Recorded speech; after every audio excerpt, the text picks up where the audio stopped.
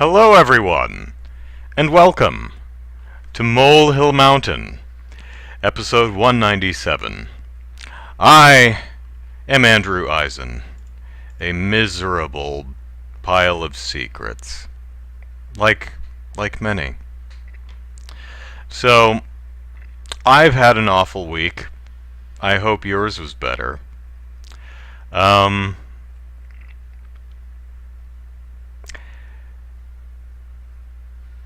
In these times of financial uncertainty, my car deciding to die was not a great thing. You know, I owned my car, it was paid for, but it is garbage now, so I had to buy a new one. So now with everything, I'm going to be spending the next several years with monthly car payments added on to everything else, and that's stressing me out. But I will say that though my car died and has gone on to a better place, probably a junkyard, at least it didn't catch fire and explode like the last one. So my experience with cars is getting better. So you know, you gotta look at the little things. As I mentioned on Twitter, when life gives you lemons, spend all afternoon watching Gem and the Holograms. I'm glad I did, because it made me feel better. This is a good show. I like it. So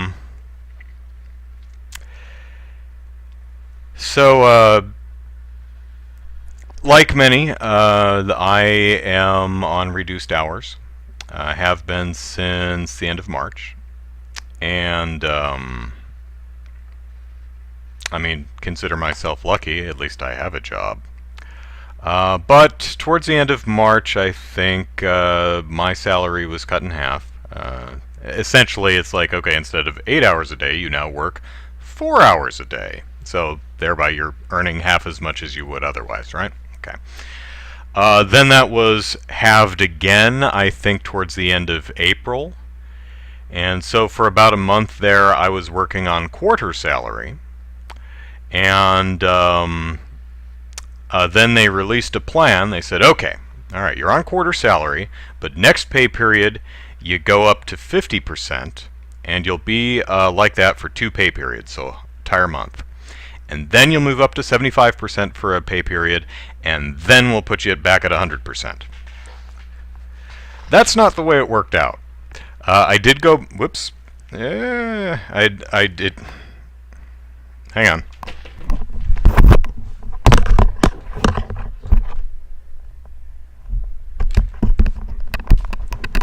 Sorry, kink in my headphone wire. It's not the way it worked out. I did go back up to 50%. Did not go back up to 75%. The revised idea was, okay, you're not going up to 75% this pay period. We'll keep you at 50, but then the next one you're back up to 100%. That did not happen either. So stayed at 50%. But this week, or last week, I was able to source some extra work.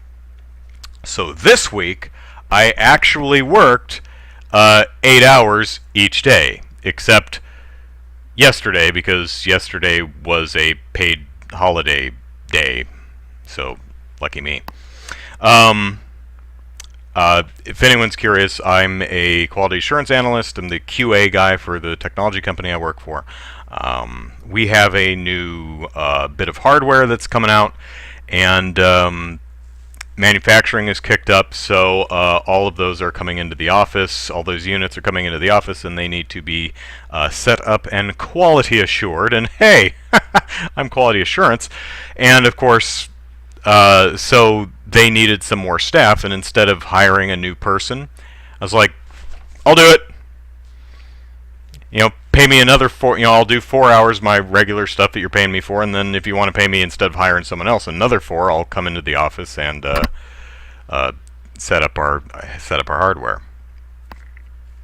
So, that's what I did this week.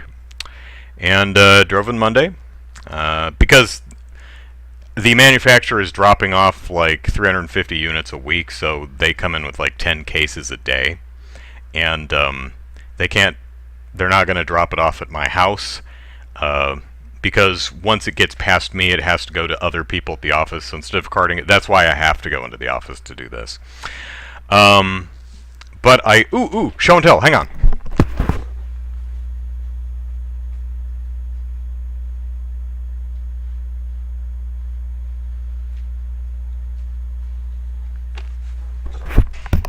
So, but my office is doing a lot of safety stuff. Got to wear a mask in the building. Got to stay away from people, which is fine because I don't like anybody.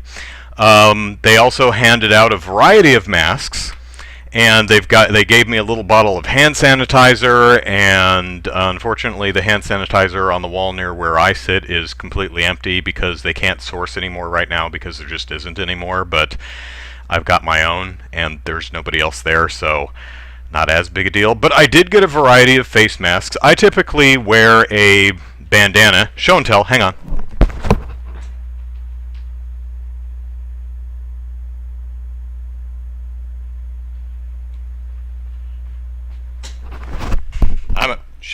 I'm gonna play some dress up for y'all, because that's fun. And I cut my hair all by myself, which you can probably tell. So,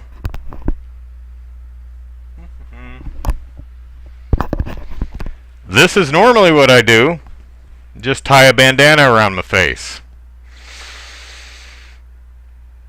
I sneezed into this once. It's really gross. Because you go, Hachoo! You're just all over the inside. It's so gross. And you're like, oh God, I can feel the wet. It's touching my nose and my lips. Oh, it's horrible. I actually had one dude, I was in the grocery store getting my groceries like you do. And I'm like this. And some guy comes up to me wearing a mask too. And he says something. He like teases me. He's like, he's an outlaw. He's an outlaw. And I'm like, I mean, yeah, I look like a goofball, but we're all wearing masks, dude. I don't know why I'm being singled out here. Oh crap! Knock the wind guard off. Where'd it go? Do. All right, get back on there. There we go. So we also got a couple of regular over-the-ear mask, kind of these. We've got the fancy one that they're handing out, which is like this. And I found out that the problem with this one is apparently I have like a big head because I loop this over my ears, and it's because of the massive size of my melon. It just pulls on my ears. It's like,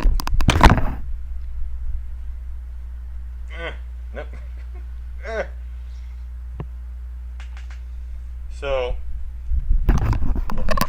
this is super uncomfortable. You can see it pulling forward on my. You can see it pulling forward on my ears. Because I have a massive head, I guess. Then one of our people sewed us these, which are very nice, and we got little insert filter thingies to put in them. And this isn't too bad because these are very stretchy. Meh. So, not too bad.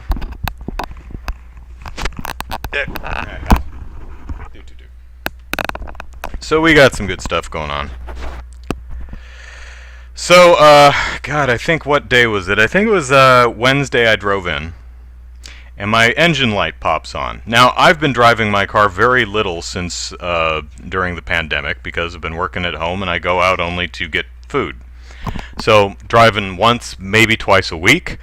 Well, food and the occasional protest. I can't. Downtown is not close enough to to walk, so I have to use my car for there. But I've driven so little in the last 3 or 4 months that I've put gas in my car exactly once. I only had to gas up once in 4 months, so that was nice. But anyway, so I drive to work and my check engine light pops on. I'm like, oh, phooey. Phooey. So I make it to work, finish my day, and I think, all right, tomorrow So I stayed late and worked a couple extra hours to give myself some padding so I could go to the dealership to get my car serviced the next day. As I'm driving home, check engine light is still on. The temperature suddenly goes boop. And I went, uh-oh, that's not good. Pull off the road. I'm like 2 blocks from home. Pull off the road in a side neighborhood. Get out. Feel the hood. It's like ice cold. Pop the hood. I was expecting like smoke and steam and stuff, and no, everything looked fine. You know, I did the bumper test where you step on the bumper and bounce the car to watch the fluid levels ripple in the various reservoirs.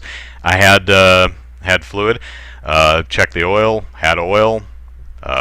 Even had washer fluid, so everything was fine. So I was like, is the computer that monitors the temperature and engine light on the fritz? Huh. Well, it was too late to take the car to the dealership closes early, like at 4 o'clock, so it's too late that day anyway. So I said, all right, tomorrow I'm going in.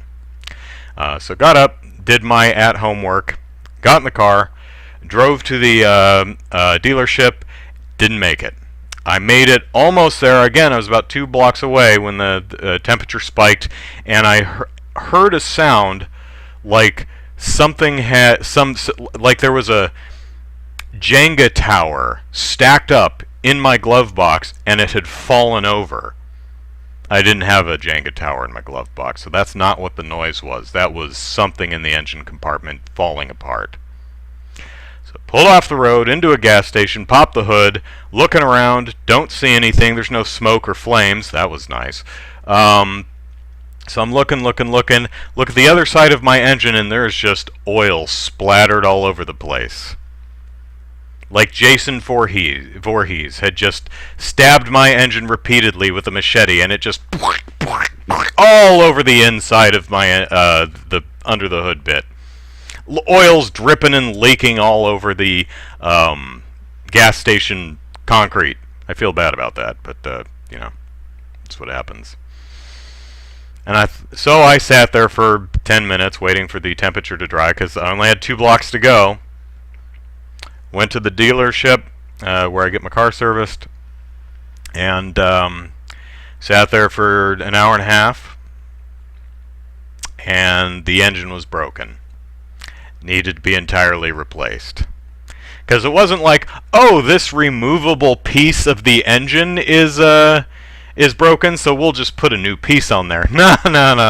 Engine may have just been in may as well have just been in 2 pieces. That was replace the engine. So parts and labor would have been over $7,000. And I said, I can't afford that, not even close. And at, over $7,000, you may as well buy a new car. So I did. And I hated it. I still hate it. That's my new car out there. I don't like you because I didn't want you, new car! So now I have the extra expense of a monthly car payment on top of everything else during a global pandemic when I have a lot of financial uncertainty. Of course, I am not alone in this. I know many people are worse off than I, and a lot of you are in the same or worse boat. But yeah, that's not fun.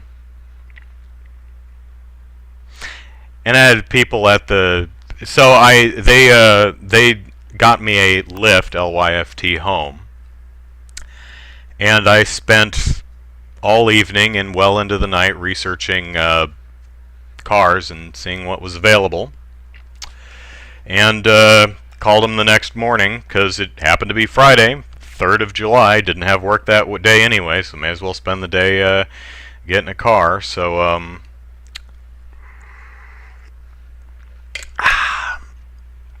difficult to do without a car, and my insurance doesn't cover rentals unless my car collides into something or something collides into it. So it's not it doesn't cover rentals for mechanical failure.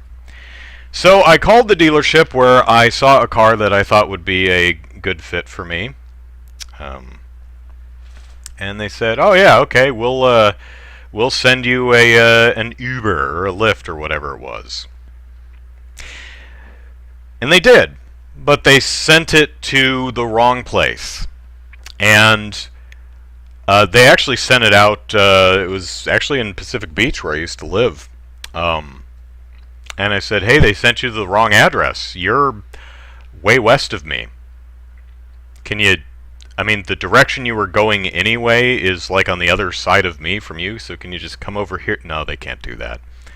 So they had to cancel that thing. And the one of the dealers says, "Hey, I'm finishing up with a client. I will come get you personally." Okay. An hour passes. 2 hours pass. I call. No answer. I text. An hour passes. I actually look up the car on the dealership's website and do the little get a quote button, which contacts them and says, "Hey, I'm a person interested in buying a thing. We'll contact you soon." And someone called me back within a couple of minutes and says, "Oh yeah, he's still dealing with a client, but he'll send you an Uber or something." And he eventually did, and I got an Uber over to the dealership where well, it took a long time throughout the day, but I did eventually get a car. Didn't want to buy a car. One day I would like to buy a car because I want to buy a car instead of I have to buy a car because my last one broke or blew up. Yeah, so my week kind of sucked. And now I'm resentful of my new car, because it's just a reminder of an additional expense that I was not expecting, did not want, and am stressed that if something else goes wrong, I will not be able to afford. So I hope you're all having a better day than I am, because, man, just chilling out to Gem for a couple hours, that I needed that. I also watched a horror comedy anthology called Scare Tactics, which a little uneven, but overall pretty good. So, hey, there's this new little feature in my new car, which has on the display, it tells me how many miles I have left based on what the miles per gallon are and how much gas is left in the tank. So that's neat. But show and tell, hang on.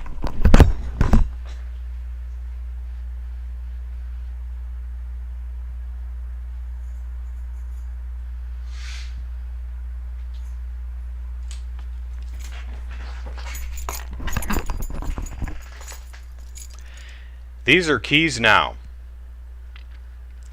It used to be, do I have an example here? Do I still have the other key to my car that I probably do somewhere, but oh yeah, here we go. Whoops, that's not. Well, these aren't going to do me any good. So these are actually my car keys for a car I don't have anymore. But this is fine. It's a key. It's got a fob that I never use because I'm ridiculous like that. But now the key is actually part of the fob, and the fob is friggin' gigantic. Now, it does do this. Oh, look at that. And, ooh, it's a switchblade key. This is so dumb. It's, the little switchblade key is stupid enough that I think it's kind of funny, but I just really don't like this huge chunky fob. Oh well. Also, this ridiculous thing, if you lose this, I've never lost a key before, so I doubt that's going to be a problem, but if you lose this, this is like $320 to replace. I'm like, wow, that's a lot.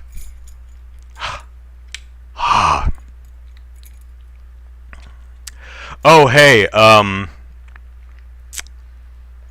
new car. There's no keyhole for the trunk, so I have to use the trunk button or the button on the inside of the car.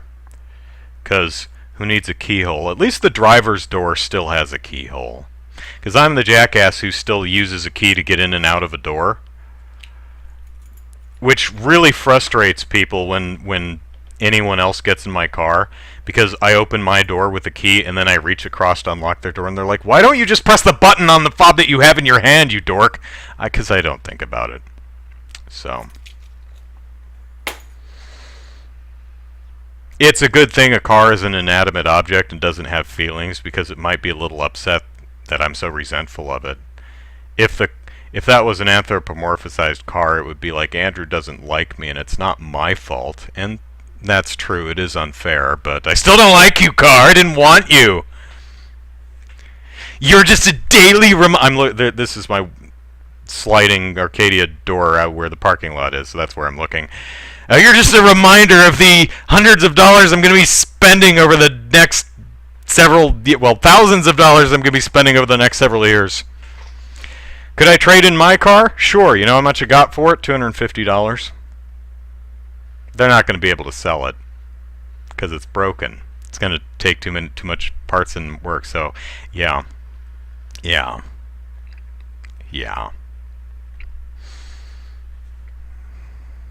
So, how you doing, chat? Let's see. Matthew says, I mean, don't you live in a place with decent mass transit? Also, how did that go with all the social distancing, etc.? Oh, good question.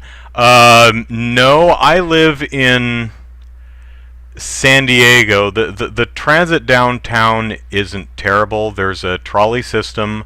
We do have a trolley system, but I'm not really within walking distance of any station, and it also doesn't go anywhere near where I work. So it's about 2.5 miles maybe to the nearest trolley stop. So if I wanted to go to Trader Joe's, I could hike all the way down to one station and take it. Where does that actually stop? It goes past the mall. Man, I think I would have to stop it where it's not Fashion Valley. It's like the Hazard Center. So no, the Fashion Valley. Yeah, Fashion Valley Mall, and then I'd have to walk about half a mile to Trader Joe's. So unfortunately, where I am, I'm not near the trolley. There's a bus system, but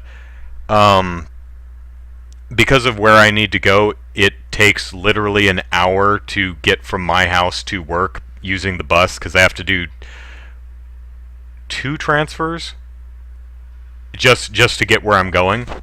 I mean, I could do that. But anyway, if you're downtown, the trolley's pretty good, and there's buses all over the place. So if you're downtown, public transit's pretty good. We don't have like a subway system here. So Matthew was asking about social distancing at the dealership. Yeah, they had well, I took a bottle of hand sanitizer and was just soaking my hands all the time, because I didn't know who else had test driven this car, and I had my mask on the whole time. Everyone else is wearing a mask. The dealer dude and the finance dude who I sat down with, there was a hanging piece of plexiglass over the table, so yeah, it's like doing the best they could. It still makes me nervous. Didn't want to be there. Felt trapped. Was trapped. Had no car. So there was really the feeling of, better call a car or buy a car, buddy, because that's the only way you're getting home. So, on the bright side, according to my research, I probably did an okay job buying a car. Managed to get it about $3,000 under what it normally goes for. This particular car is pre-owned. It's a 2017.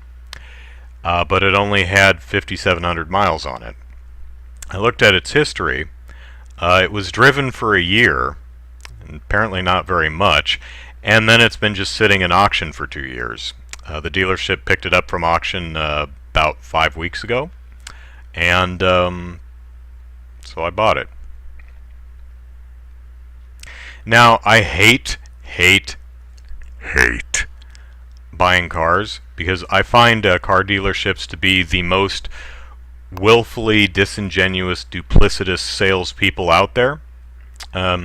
For example, if you go to a grocery store and you see a soda and you see a price tag under the soda that says 99 cents for the soda, you grab the soda, you walk it up, you can guarantee you're going to be paying a little over 99 cents. There's still sales tax, but when you see a 99-cent soda, you're going to be paying like $1.07, again, depending on what state you live in and what the sales tax is. So you expect to pay a little bit more than the sticker price, but if you saw 99 cents and you grabbed the soda and took it up and they rang it up at $1.95, you'd be like, what the hell? It's $1.95? Well, why does it say 99 cents on the shelf sticker? Car dealerships advertise cars at the base price. So if you go to a car dealership website and see what a car costs, it's $18,000. Yeah, no, $18,000 is probably the base price for that car. That does not count licensing, registration, taxes, warranty, or any of the other bullshit they decided to bolt onto the car that they can't take off. So they may have decided to put a GPS type of track the car if someone steals it type of thing on it. Well, that hunk of hardware costs money. The people who installed it need to be paid. But that extra cost is not represented on the price they show you. So, dear friends, when you are buying a car and they say, okay, here is your here's your APR, and here's your payment plan for 60 or 72 or 84 months. Here's how much you're going to be paying a month, and they circle it and they slide it over, and you may do the math in your head or pull out your calculator and do it on a calculator, and you may go, well, that's funny, because when I take that monthly payment number that you just slid across the desk to me, and I multiply it by the number of months that I'm going to be paying this, well, golly, that's nearly double what's on the website. That's a bit more than just sales tax, buddy. So, I don't like buying cars. If you're fabulously wealthy and money is no object, then probably doesn't bother you much. You're just like, whatever. But to those of us who have to be a little bit more budget conscious, it's really an obnoxious and very unfun experience. Oh, also, you may have heard of haggling. That's generally speaking a myth.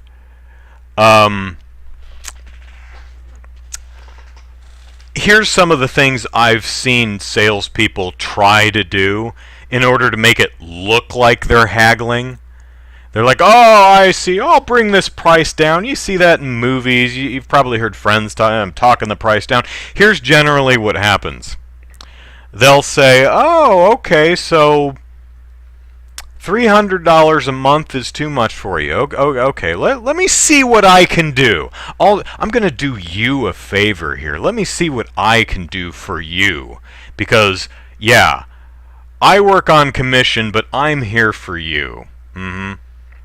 So they come back and they said, okay, here's the thing. I like you. I see that, it's a global pandemic, times are tough. Some of us are out of work, some of us are on reduced hours, so gonna do what I can to see if I can lower that. Okay, I got it down to $270 a month.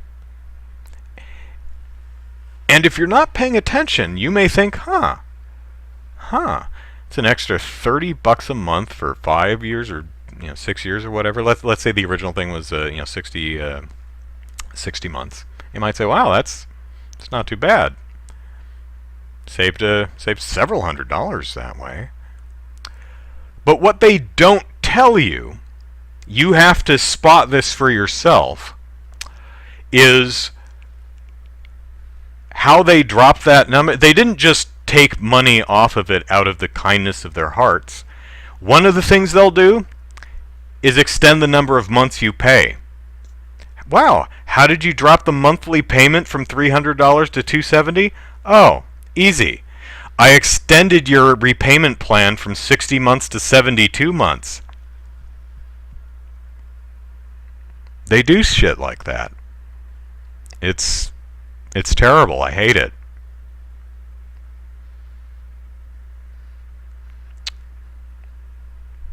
And even though I catch stuff like that, I'm sure there's stuff I'm not catching. But really, my approach is I'm like, please, for the love of fluffy kittens everywhere, just tell me how much this goddamn car costs. Stop with the magic number bullshit. Just tell me what the car costs. Don't do the payment plan. Just tell me the actual price of the car. Because I know you're not going to lower the actual price of the car. I almost said guitar for some reason. You'll massage it to make it look like I'm paying less, but I'm not. Just tell me what the goddamn price of the car is, you assholes. I really don't like buying cars. Which is probably why I've never said, I think I'll buy a new car. I'll trade in the one I have and get a new one. No, I drive cars until they die. And then I buy a new one because I have to. So, yeah. Oh, and when they try to upsell you on warranties and, coverage for in case you lose this, they'll say, okay, they'll do that extending the pay period thing, but they'll also do the thing where they're like, here's a list of all the value of the warranty, and we'll cover the thingy and this thingy, and oh, look at how much value you're getting, and you're only paying this much more a month. That's like only $15. It's only $15. It's $15. And it sounds like $15 until you realize that's an 84-month contract, and well, that adds up to a couple $1,000 over 7 years, but still. And they'll say, okay, it was $280 a month, and I see you looking at the $315 a month. Let me see what I can do for you. And they come back, and it's like, oh, we got it under $300. We couldn't get it because look at all the value you have there. But one of the things they do, and they tried to pull this shit with me yesterday, is they didn't just out of the kindness of their hearts drop some of the warranty the warranty price. No, they just took features out of it and didn't say that. They're like, if you look at it or ask them directly, they're like, oh, well, yeah, we took the fob coverage out of there. That's how we reduced the price. Because again, they are not going to do you any damn favors. Or maybe they're just all mean to me. I don't know. But the fact that I spot so much of that stuff stresses me the hell out as to how much I must be missing. Hey, I guess I'm proud of myself for not being scammed in these several areas, the ones that I caught, but I don't know what else I'm missing there. So I have a new car. And I have a switchblade key. So that's fun. and I'll be paying for it for several years. So let's see, S.O. Beast, hello. Got fired a couple of weeks ago. It's stuck, still looking for something new. I'm very sorry to hear that. Finding work is not easy right now. My company, I told you the extra work that I just picked up, that was something my company was looking to bring on another body, and I took that.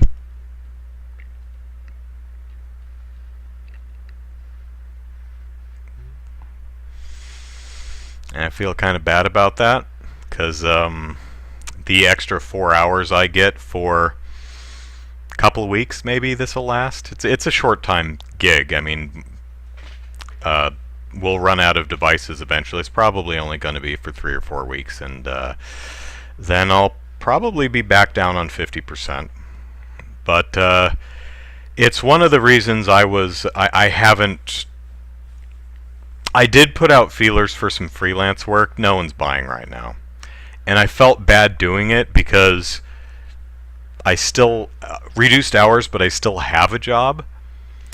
And I feel bad about taking freelance work from other people who like are full-time freelancers. Just like I feel kind of bad that doing the extra work, setting up the machines is work that I took from someone else. But yeah, things are messy, and I hope you're all okay. Hello, Chaos. Matthew says no office to go in given the lockdown.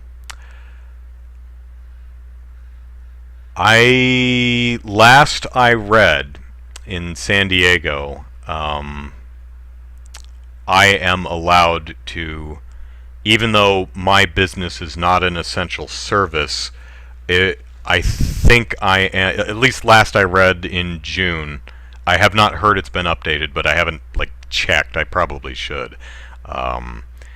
Businesses, office buildings, as long as they meet a fairly lengthy list of requirements, do allow people to go in and work there. Most of the people are not at our office right now.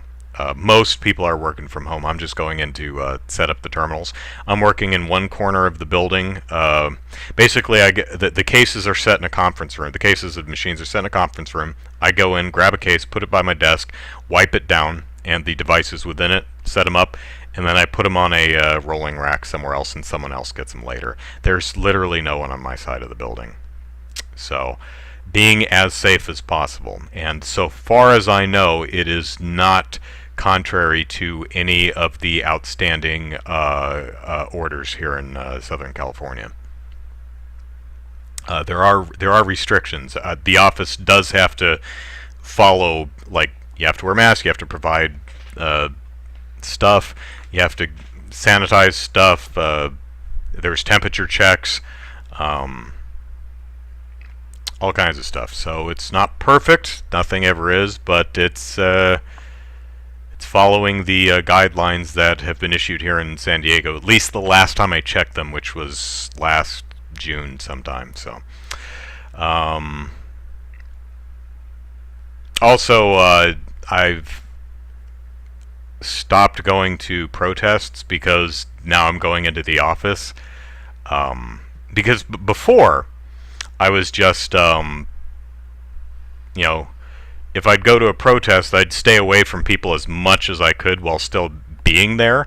But I just come home and I live alone, so I'm not worried about it. And there's lots of food delivery stuff here in California, so that's not a problem. I don't have to actually go to grocery stores. It's one of the reasons that I only filled up my gas tank once in the last 4 months. But now,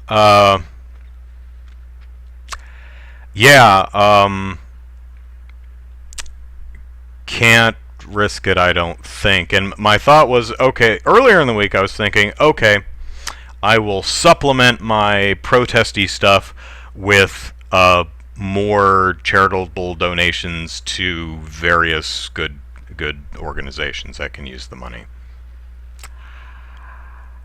Well, phooey. Now I don't think I can as safely protest, and now that I have a new monthly car payment, I don't think I could supplement that with much actual monetary donations. I don't know, because I don't actually start paying for the car until August, and who the hell knows what's going to happen between now and then.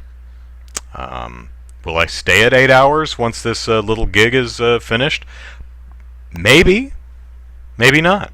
Will I go back down to 50? Seems probable. Will things get even worse and my hours will be cut even more?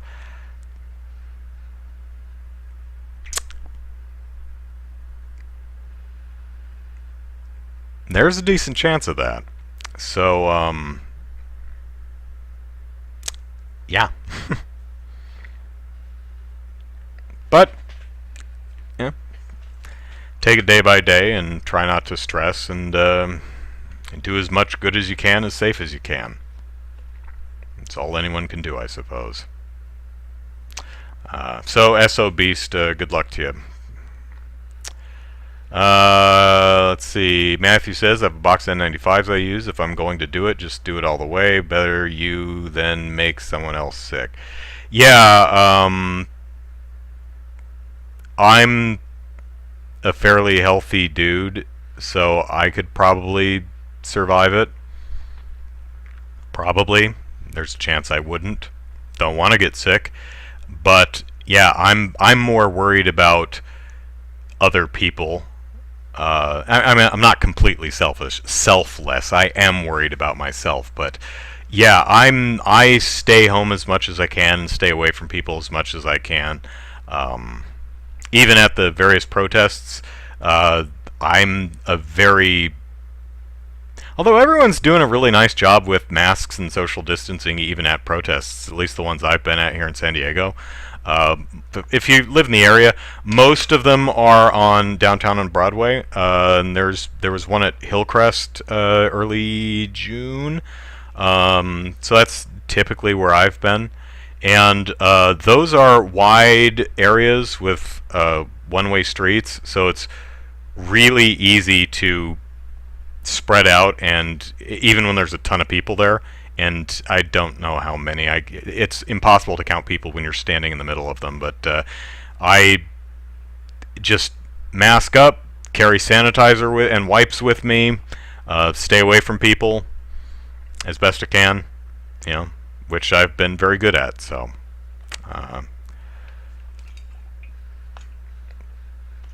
there you go.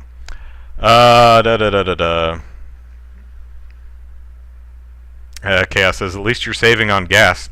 Yeah. So, I mean, that car only has like a quarter of tank. My new car only has a quarter tank, but the display says I've got another 100 miles left, so work is only a 14-mile round trip, so yeah. No tax on food in West Virginia. Yeah, that's correct. I'm sure in California there's no sales tax on groceries. I'm probably getting this slightly wrong, but there is a tax. It's not a sales tax, I don't think, but bottled goods like bottled water, and I think that includes soda. Might just be water, but there's some type of recycling tax or fee or something that gets added to those purchases. I don't think it's a sales tax. It's just a different tax. But generally, yeah, groceries, foods, produce, foodstuffs, that's not sales taxed. Let's see. Matthew says, to be frank, would people be okay with seeing the real price of a car without negotiating? That's a good point. The sticker price or the price on a website for a car, a little sedan, that's a couple of years old, like 15 grand. right? That's the sticker price.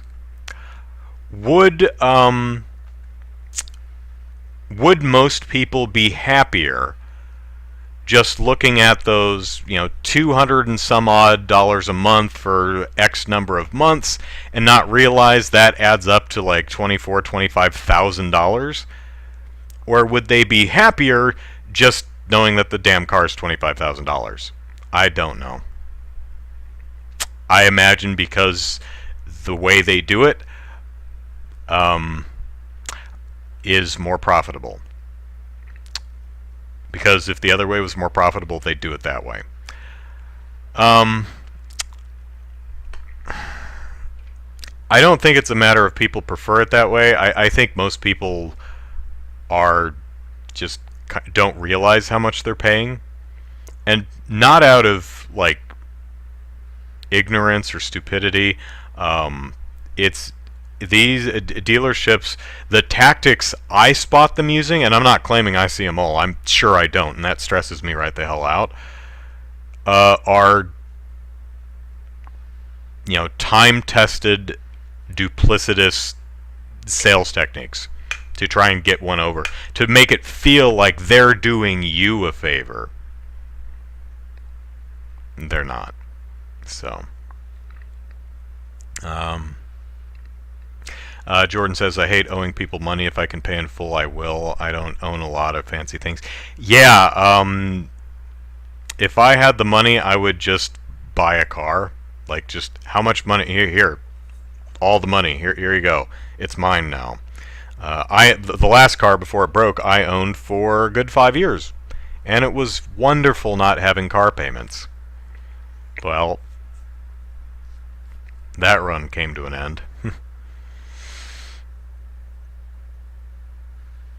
Matthew says there's very much going to be a second wave here in the U.S. Yeah. So when this little stint that I picked up is over in a couple of weeks, I think my best outlook is they keep me at 50%, because stuff's going to close down again, and we're going to lose business, and we're going to have to scale back our salaries again. I might drop to 25% again. And the CARES stuff expires at the end of this month, and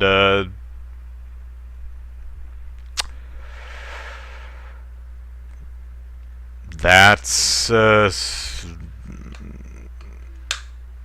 well, to be frank, the Republicans are fighting very, very hard to keep that from being reestablished, because the rhetoric is they don't want people to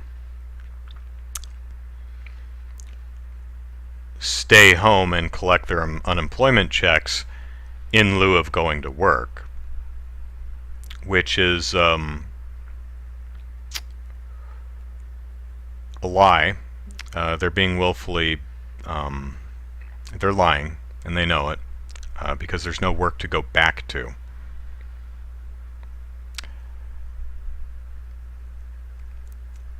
The extra the CARES payments were for the pandemic, and they should continue as long as the pandemic lasts, because people need it. Because a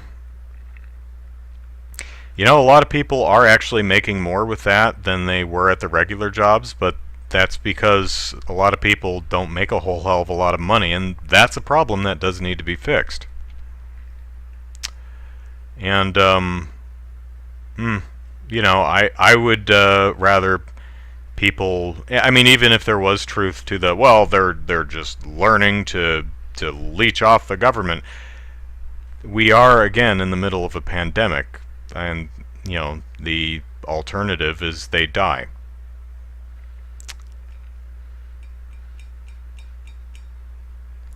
I'd rather people not die unnecessarily.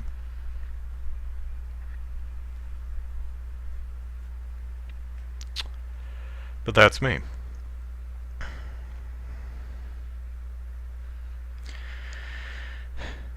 Chaos says, I stay away from people as much as I can just because I don't like them.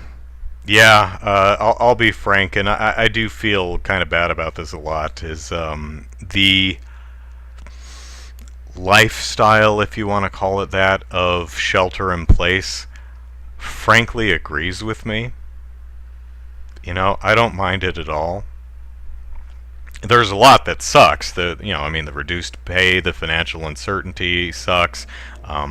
That people are sick and dying, of course, sucks. But just from a very self-centered perspective, the whole, okay, Andrew, here's what you're going to do. Stay home all the time, never go outside, never talk to or touch another person again. I'm like, okay, great, how much do I owe you? You know? But that's just me. I know a lot of people are having extraordinary difficulty with that. As an example, when I went to the movie theaters, I would go to the movie theater because I wanted to see the movie now, not months later when it's on disc or on a streaming service. I really wanted to see the movie. That's why I went to the theater, because that's where it was, and that's where I could go see it now, because I want to see it now, because I'm impatient. Other people who are different from me go to the theater because they genuinely like going to the theater because other people are there. They love the experience of watching movies with other people, with a crowd of people who cheer and holler and scream and laugh, and having that communal community experience of enjoying a movie together. I fucking hate that. I genuinely do. I hate that. To me, the worst thing about going to the theater is the other people. If I were rich, I'd buy out the entire theater. I'd be like, watching the movie all by myself. No other people here. But to many others, the other people is the part of the theater-going experience that they love. Me, I'm not there for the people. I'm there because I want to see the movie now. But two completely valid ways to watch movies. I certainly don't look down on anyone who values the community experience. I just don't work that way. So let's see. 70 million is 1% of the world population. Basic math tells us COVID is nearly a non-issue. I don't know what the 70 million represents, but it's not a non-issue. It's not even close to a non-issue. It's a very big issue, because in this country, the one I live in, United States, 130,000 people are dead that we know of. It's definitely more than that. That 130,000 or whatever the number is, it's the one I saw last I looked. That's just the ones we know of. That's people who shouldn't be dead. It's a lot of people. And that's just the dead ones, too. There are a lot of people who are really sick and suffering, and taking up space in hospitals that could be used for other people who have various other ailments and aren't getting the treatment or as good a treatment as they can. Not only that, but all our lives have changed. We're sheltering in place, we're social distancing, the way we shop is different. I don't know about where any of you live, but where I live, if you go to a grocery store, you stand outside in a line, because only a certain number of people are permitted to be in the grocery store at a time. Different stores, we all wear masks when we go outside, so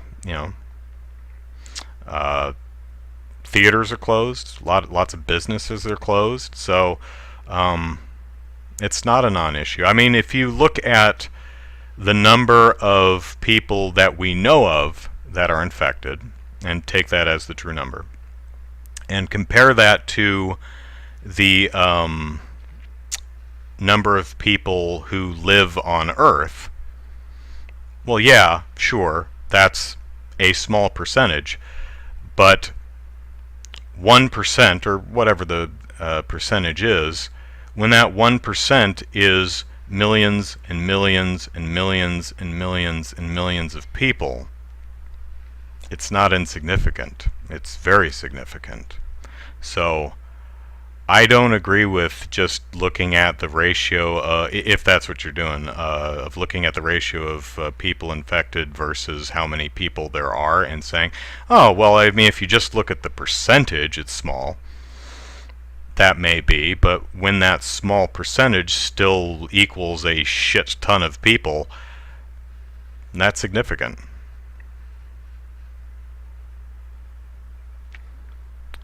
Matthew says, I would say 50-50 on it gets extended. I guess you're talking about the CARE Act. Moment millions lose their houses, they will likely cave. It should be extended till the end of the year. It should be, yeah, it should be extended till the damn pandemic is over.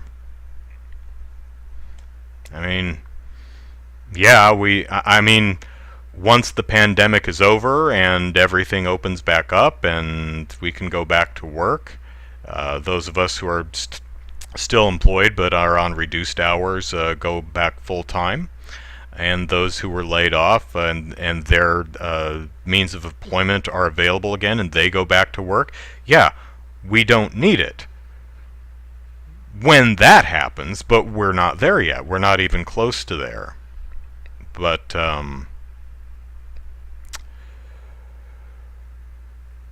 bigots don't care, and it's a lot of it's bigotry and a lot of it's just selfishness. So, and well, I mean, all you can do is vote.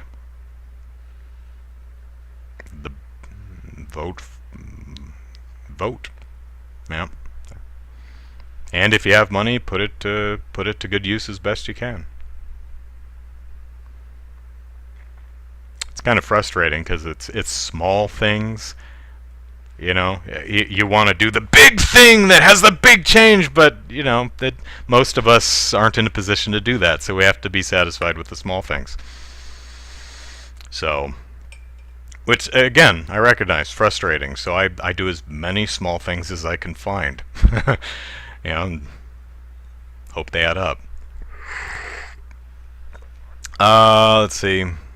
Matthew says, it's give them money or make the Black Lives Matter protests look like a family picnic. Not following that, but Chaos says, best time to see a movie is in the middle of the afternoon on a weekday, mostly, if not entirely, empty. Yeah, I've seen reports from a few people checking out the theaters that have opened, and most of them reported that patrons don't wear their masks once they're inside the theater, but everyone seems to be sitting well away from each other anyway. So that's nice. I'm not going. Not going to the gym either.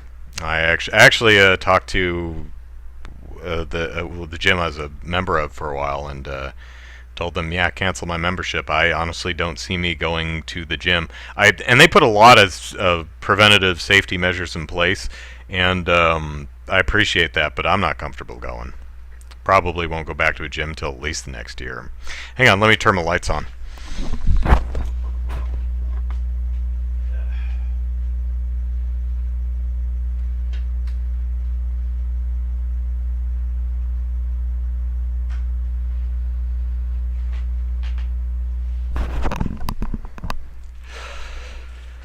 So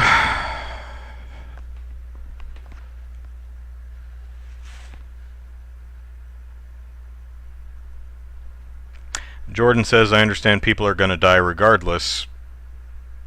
We can slow... Well, yes, everyone is going to die, but if we can prevent it, you know, let's do that.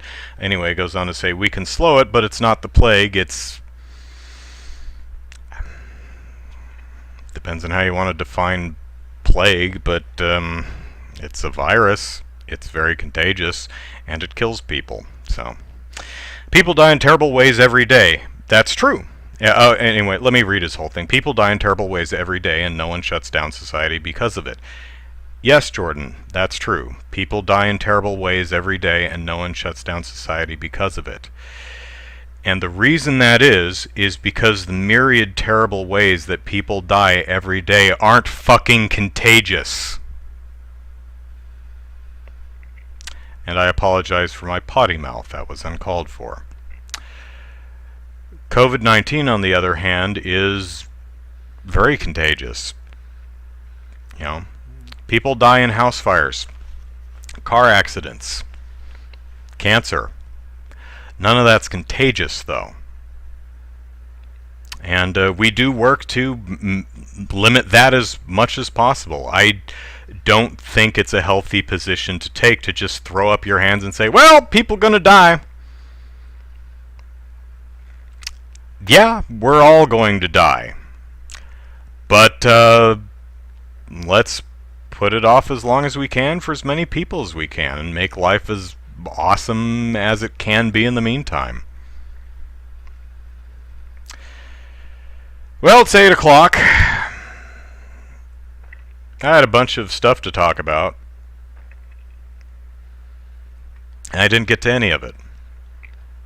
That's kind of par for the course. So, Baten Kaitos. Briefly, I mentioned I was done playing it because I couldn't pass a boss. Otritsu said there's a way to cheese these fights, stack your deck with attack and healing, forgo defense completely. And that's an interesting strategy.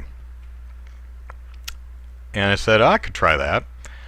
So basically, get rid of defense, stack your deck with health and attack, and just tank all the damage and just beat the ever-loving snot out of them. Okay. So I tried that, pulled the game back off the shelf, put it in, tried it again. And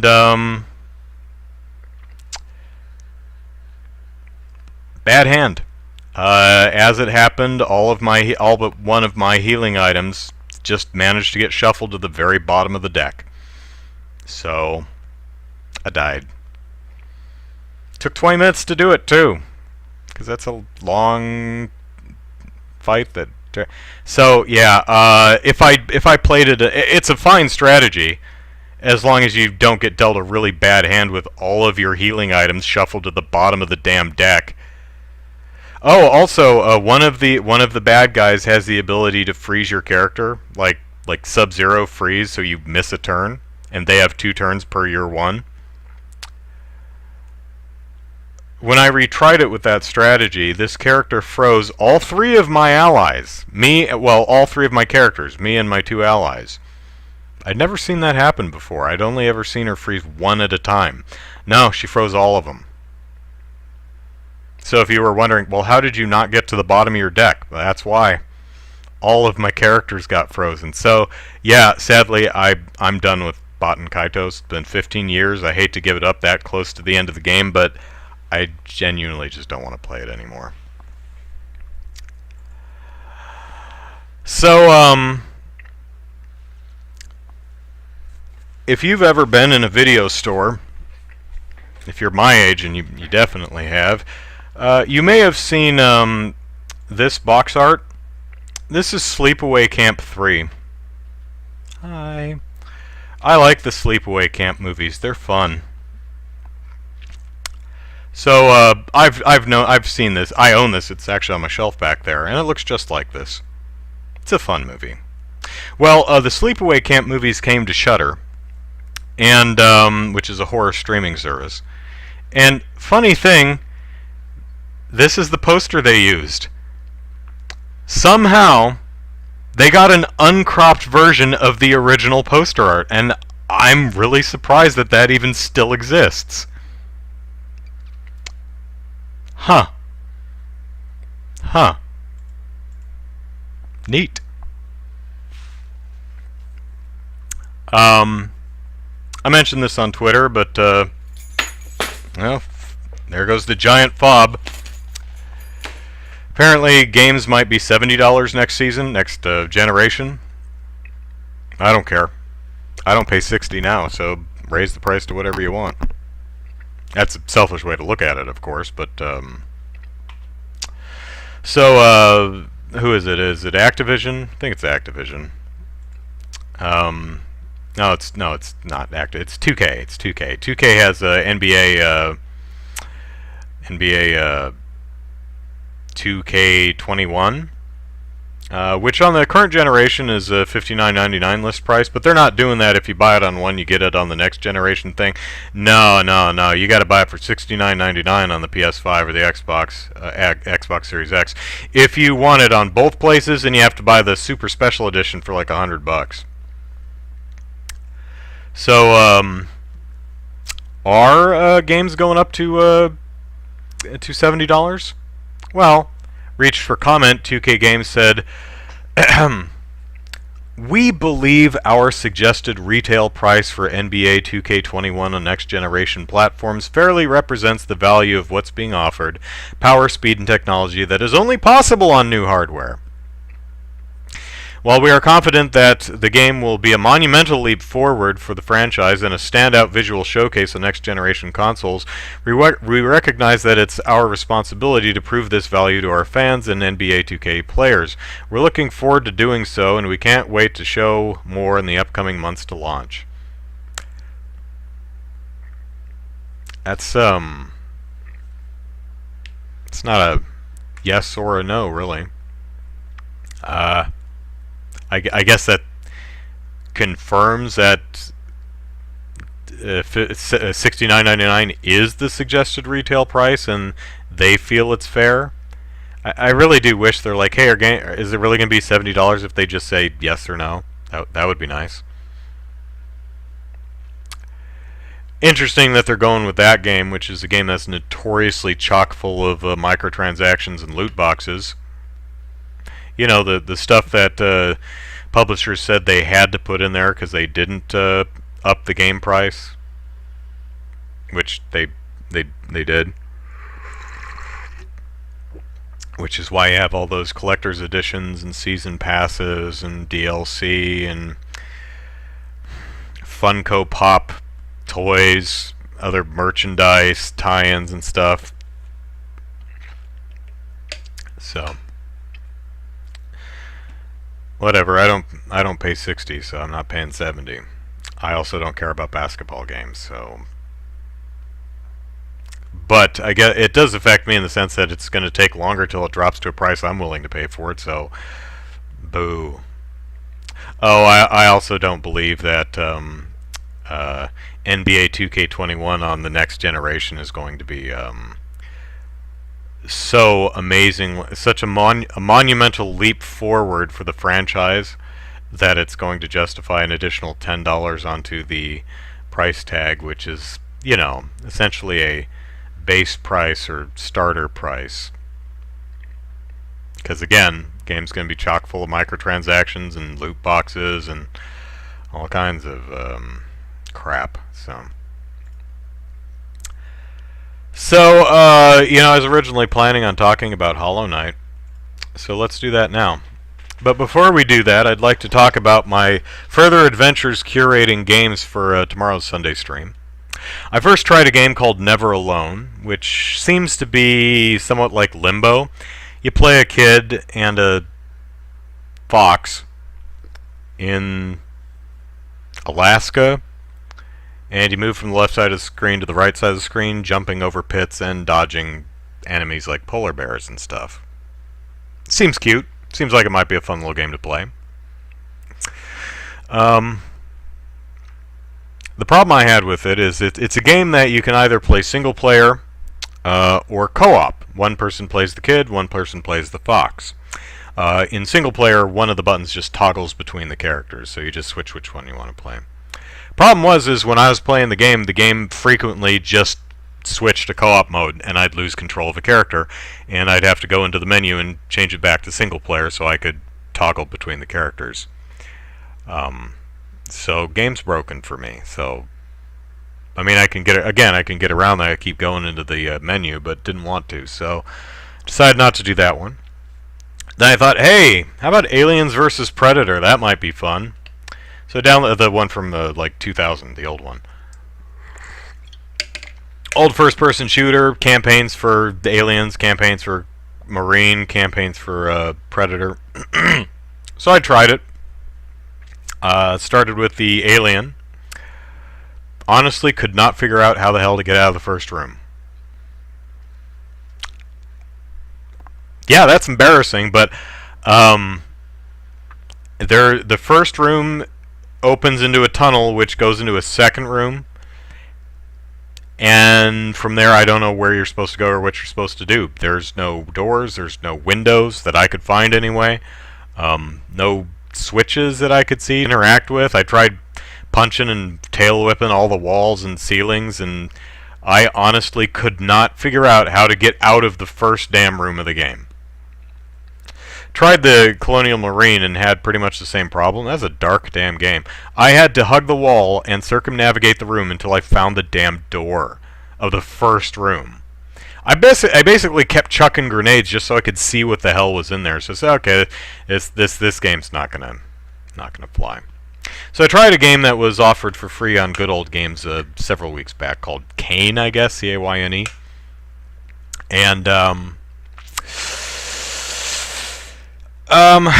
it's a point-and-click adventure game, and I couldn't figure out how to get out of the first room.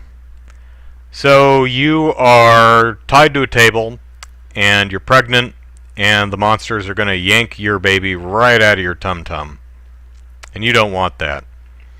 There's a very obvious scalpel sitting on the table next to you, so I click on the scalpel and stab the monster and get up off the table, and we seem to be okay so far. From there, I don't know what you're supposed to do. Couldn't figure out how to get out of that room. There's computers on either side, but didn't seem to be anything I could do with it. There's a grate on the floor. Couldn't seem to do anything with it. Couldn't interact with the body. The one item I had didn't seem to do anything. There's also this real annoying thing where instead of clicking on a thing to get a description, it does a little alt text thing that shows up at the bottom. So if you hover the mouse over something, a point of interest, text at the bottom appears. So if the point of interest is in the bottom of the screen, your mouse cursor obscures the point of interest description. That's a shame about that oversight there. So skip that one. Tried Shank, which is seems to be a side-scrolling brawler. Could not figure out the controls. The game says, use a controller! It's best that you use a controller! Please, for the love of God, use a controller! It's like I wouldn't have it any other way. I hate mouse and keyboard.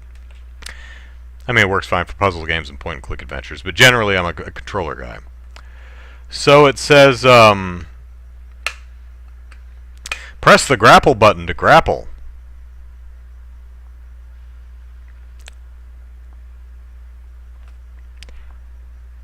Which button's the grapple button? Which button's the grapple button, game? So I went into the menu and went into the controller remapping menu, figuring I'd figure it out that way, and I did. It says there's a jump. Here's the jump button. Here's the thing, but the buttons are numbered. So the grapple is button number 7. Which button's that? I don't know. It's like 14 buttons on that sucker. I have no idea which one button number 7 is. So tried all the buttons. I'm like, okay, that's jump, that's shoot, that's grenade, that's chainsaw, that's punch, that's some weird lunging attack. This one is dodge backwards, but only to the left, which is really weird. I couldn't figure out which one was grapple. Maybe it was that dodge to the left one? I don't know. So I thought maybe I'd just remap the controllers. Just like, okay, jump goes here, grenades go here. I genuinely could not figure out how to get that sucker to work, because every time I highlighted one of the options, it would just go to X-rotation. I don't know what that means. And I couldn't get it to go to anything else. It just kind of flickered between that and whatever the default was. So I don't know what inputs it wanted from me to tell it what button on the controller I wanted to use. So I said, oh, okay. Certainly pretty animation in that game, but yeah, that ain't gonna work. So I tried Hollow Knight. I hear people like this game. I played it for 21 minutes. Wasn't really into it. In fact, I was kind of bored. Which is a shame, because there's a lot I like about it. It's very pretty. I like the art and animation and overall aesthetic of the game. It controls beautifully, and the controls are spot on. It's great. There's some really pleasing environmental interactivity. You can cut the grass. Doesn't seem to be a reason to do that, but you can do that, and I enjoy that.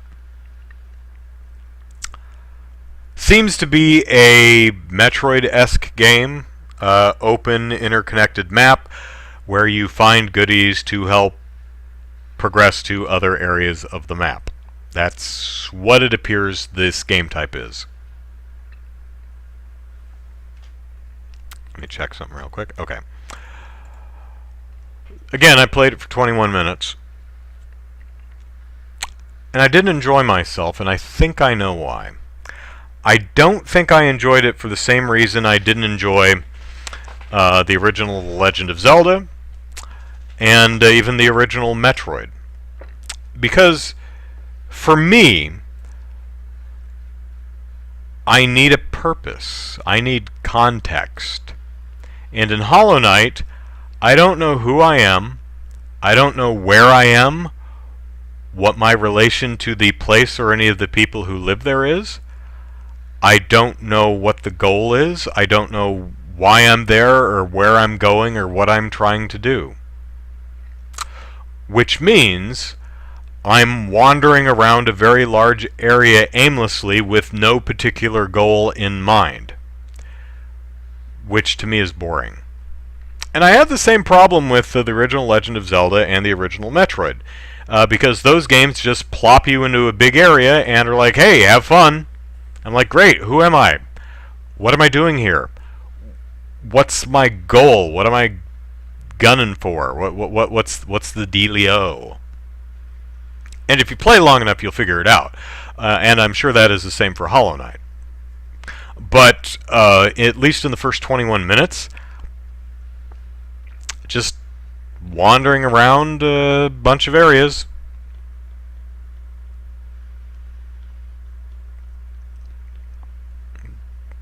I don't know where I'm going, don't know where I'm trying to go or why I'm trying to go there or what I plan on doing when I get there. I mean, I'm sure like with Metroid and Zelda, I would eventually run into a dungeon or a boss or something and fight them and get a power-up and be like... I mean, I saw some areas that I couldn't get to because I probably need like a double jump or a grappling hook or something, but... so for me, I need that...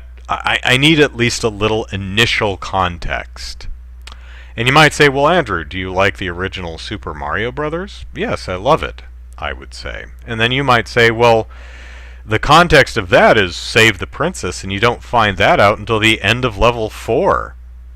Right? So, why do you enjoy that game? Well, one, I would say that for most experienced gamers, it's not going to take you 20 minutes to get to the end of level 4. And secondly, even if you are unexperienced or just slow, like you don't know where the run button is and you want to walk through the levels, you can only go to the right. And there are obstacles in your way, pits and things you have to jump over, and enemies that will kill you if you touch them. So it's very quickly made abundantly clear that you are on an obstacle course, and the point is to get to the end of the obstacle course before the time, well, from your perspective, the time in the upper right corner ticks down and you die. And when you get to the end of World 1-1, you'll find the flag and the timer resets, and you're like, oh, okay, so the point is to move from the left to the right, avoiding the various obstacles to reach the flag before the time runs out. Cool! Got it! That's the point. That's what I'm doing. Reach the flag. Don't die. in Zelda or Hollow Knight or Metroid, don't know what I'm there for, at least in the opening bits of the game. Don't know where I'm going. It's a lot of places you could go, but why? I mean, there are enemies you could fight, but why? And they're there. You can. But to what purpose it serves, I don't know. Or at least you don't early in the game. And that's why games like that, I think, don't grab me. Now, I don't have any difficulty imagining that Hollow Knight, if I stuck with it, would would lay its cards on the table and tell me what the hell I'm doing there. Whether I'm rescuing the princess or gathering the Triforce of the three MacGuffins, or if I'm there to kill somebody, I don't know. I'm sure it'll make itself clear eventually, but I think that's why I generally don't enjoy games that don't give me any direction or context as to who I am, what I'm doing, and why. And you might say again, Andrew, well, what about a game like Gone Home? That gives you, like, no direction, just drops you in a house. That's true, but the way the game read to me was you hear an answering machine message. You hear some woman leave a message on an answering machine saying, "Hey mom, it's me. Don't pick me up from the airport. I'm coming home." And you start in a home with luggage in front of you. And you look at the tag on the luggage and you're like, oh, so this is me. I was the person who called. Okay, so I'm home. And you get in the house and nobody's there. It's like, where is everybody? What happened to them? That's the point of the game. And I think the ticket on your bag and a few other things at the very front of the game, to me anyway, clearly communicate that that's what the point of that game is. Use environmental storytelling to deduce where everyone is and what the heck happened to them. Now, that's certainly not going to be a game for everyone, but I rather liked it. So, still not sure what I'm going to play tomorrow during the stream. Maybe I'll play Hollow Knight and see if it grabs me. Play it longer than 21 minutes and see if it grabs me. So, haven't decided yet. I'll be streaming. Well, it is the 4th of July, so I do expect to hear fireworks. I hope whoever set that off still has all 5 digits.